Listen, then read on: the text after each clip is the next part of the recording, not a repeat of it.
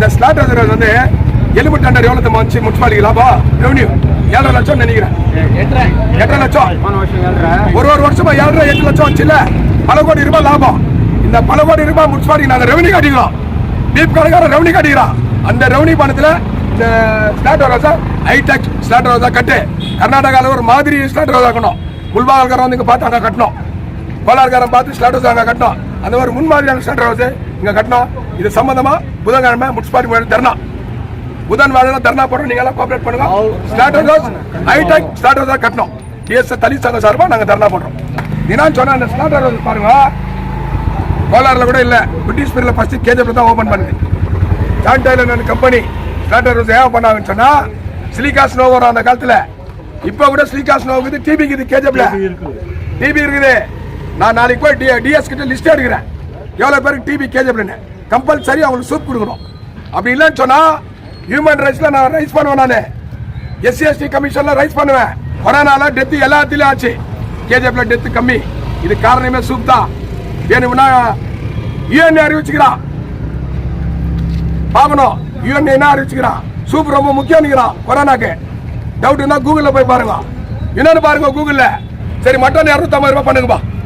என்னுடைய கோரிக்கை tahsildar DC municipal commissioner நாளைக்கு தீபாவளி முன்னிட்டு மாட்டுக்கறி நாங்க சாப்பிடுறது இல்ல. கோழிக்கறி 50 ரூபாய், மட்டன் வந்து 200 ரூபாய் பண்ணோம். மட்டன் 200 ரூபாய் பண்ணு. இது என்ன தெரியுமா பிளான்? இந்த ஸ்லாட் ஹவுஸ் என்ன பண்ணிட்டு முனிசிபாலிட்டி வந்து வேற என்ன பண்ணுவாங்க. பிஜேமல் ஏறாது பிஷாப்ல.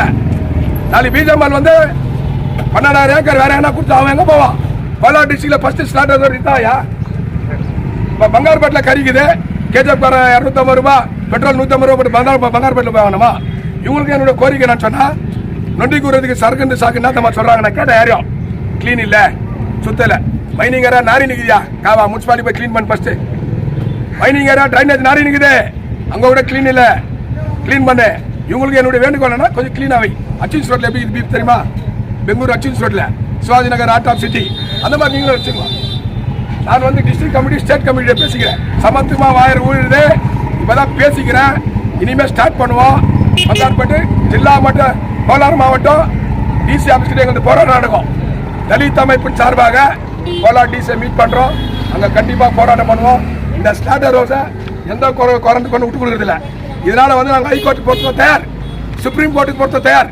இன்னைக்கு காலையில் தான் பாலன் சார் கிட்ட பேசின ஹைகோர்ட் லாயர், சீனியர் லாயரு, என்னுடைய அட்வைசரு. அவர்கிட்ட பேசின ஃபோன் பண்ணி. அவர் இந்த ஊரில் பிறந்த மண்ணின் மகன். அவர் சொல்லிட்டார் உடனே என்ன இது போய் பாருனாரு பாலன் சார். அதனால தான் வந்தேன். இவங்க நல்லா கூப்பிட்டுக்கினேன். இன்னும் 2 நாள் நான் பெங்களூர் போகிறேன். இன்சார்ஜ் மினிஸ்டர் பார்க்குவேன், MP பார்ப்பேன், முண்டா சீஃப் மினிஸ்டர் கூட பார்க்குறோம்.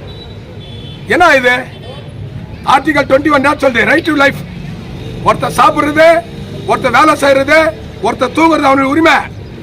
ஏரியில் தூங்குவான், பில்லில் தூங்குவான், மோடி மாதிரி வசந்த மாடியில் தூங்குவான். யார் குத்துக்கிறது இது உரிமையா? பாபா சாஹிப் அம்பேத்கர். ஜெய் பீம்.